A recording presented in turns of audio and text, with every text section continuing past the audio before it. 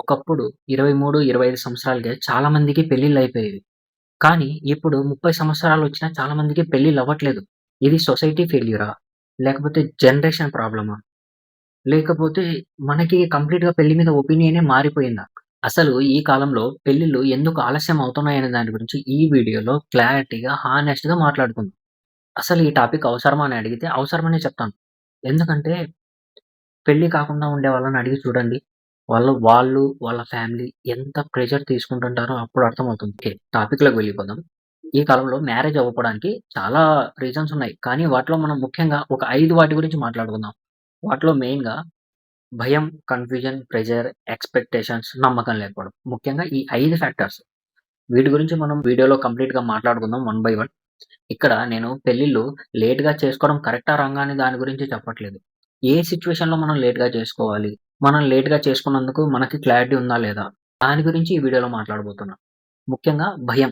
ఈ భయం ఎలా ఏర్పడతదంటే, మన ఇంట్లో మన పేరెంట్స్ మధ్య రిలేషన్స్ బాలేనప్పుడు వాళ్ళు డైలీ గొడవ పడుతుంటేనో, లేకపోతే వాళ్ళ మధ్య డివోర్స్ అయిపోతేనో, ఇలాంటివి చూసినప్పుడు మనకొక భయం ఏర్పడతది. ప్లస్ బయట సిట్యుయేషన్స్ కూడా అలాగే ఉన్నాయి. చాలా టాక్సిక్ రిలేషన్స్ ఉన్నాయి. సో, ఇవన్నీ చూసి మనకొక భయం ఏర్పడుతుంది. అది కామనే. కానీ వీటన్నిటి నుంచి మనం నేర్చుకోవాల్సిందేంటి?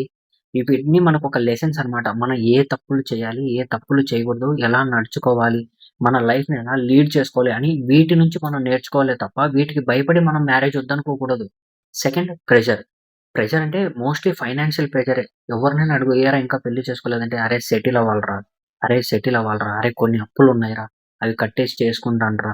అరే ఈ గోల్స్ పెట్టుకున్నానురా. ఇవి రీచ్ అయ్యాక చేస్తాను." ఇలాంటి ప్రెషర్స్ అన్ని పెట్టుకొని వాళ్ళు దాని గురించి పోరాడుతూ దీన్ని పక్కన పెట్టేస్తారు. సో, మీకు ఆ గోల్స్ కంప్లీట్ చేయడం ఎంత ముఖ్యమో, దాంతో పాటి అవి ఏ టైంలో కంప్లీట్ చేయాలి అనే దాని గురించి నీకు క్లారిటీ ఉండాలి. ఎప్పుడు పెళ్లి చేసుకోవాలి అనే దాని గురించి కూడా నీకు క్లారిటీ ఉండాలి. కన్‌ఫ్యూజన్. ఇది చాలా ఇంపార్టెంట్ ఫ్యాక్టర్. ఇది ఎలా క్రియేట్ అవుతుందంటే కన్‌ఫ్యూజన్, మనకి చాలా ఆప్షన్స్ వచ్చేస్తాయి.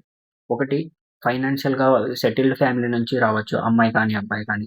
లేదా ఫ్యామిలీ బ్యాక్‌గ్రౌండ్ బాగుండిండొచ్చు. లేకపోతే అమ్మాయి అందంగా ఉండిండొచ్చు. లేకపోతే అబ్బాయి అందంగా ఉండిండొచ్చు. సో, ఇలాంటి టూ మెనీ ఆప్షన్స్. ఇంకా ఈ కాలంలో మ్యాట్రిమోనియల్ సైట్స్‌లో ఒకటికి 10 ఆప్షన్‌లు దొరుకుతున్నాయి.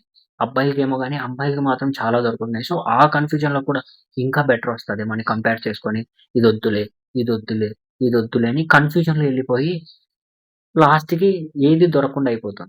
Fourth factor expectations. అస్సలు ప్రాబ్లమ్ ఇక్కడే వస్తది. ఎలా ఎక్స్‌పెక్ట్ చేస్తారంటే లుక్స్ బావుండాలి, సాలరీ బావుండాలి, ఎమోషనల్ మెచ్యూరిటీ ఉండాలి, ఫ్యామిలీ సపోర్ట్ ఉండాలి, ఫ్రీడమ్ ఉండాలి.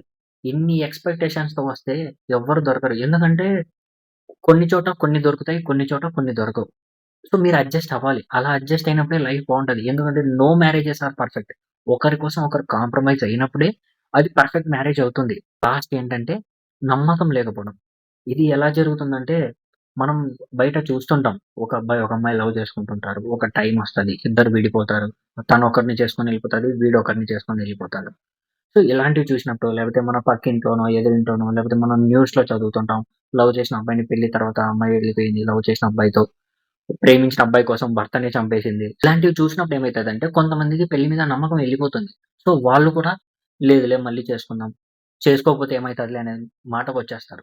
ఫైనల్లీ నేను చెప్పొచ్చేదేంటంటే, మీరు పెళ్లి లేట్‌గా చేసుకోవడం తప్పు కాదు. మీరు ఎందుకు లేట్‌గా చేసుకుంటున్నారు అనే దాని గురించి మీకు క్లారిటీ ఖచ్చితంగా ఉండాలి. సొసైటీ ప్రెషర్ వల్ల చేసుకోలేకపోతున్నారా? లేకపోతే మీకు క్లారిటీ లేదా? సో, ఫస్ట్ ఈ క్లారిటీ తెచ్చుకోండి. ఈ క్లారిటీ తెచ్చుకోవాలంటే మీరేం చేయాలి? మిమ్మల్ని మీరు 3 క్వెషన్స్ వేసుకోండి.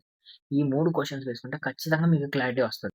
ఫస్ట్ ఆఫ్ ఆల్ నాకు మ్యారేజ్ అంటే భయమా? భయమైతే ఎందుకు భయం? నేనే పెళ్లి వద్దనుకుంటున్నానా? లేకపోతే పెళ్లి కోసం ప్రిపేర్ అవుతున్నానా? సొసైటీ వల్ల చేసుకోలేకపోతున్నానా? లేకపోతే నాకు క్లారిటీ లేకపోవడం వల్ల చేసుకోలేకపోతున్నానా? ఈ 3 క్వెషన్స్‌కి మీకు ఆన్సర్ తెలిస్తే మీకు లైఫ్‌లో ఒక క్లారిటీ వస్తది.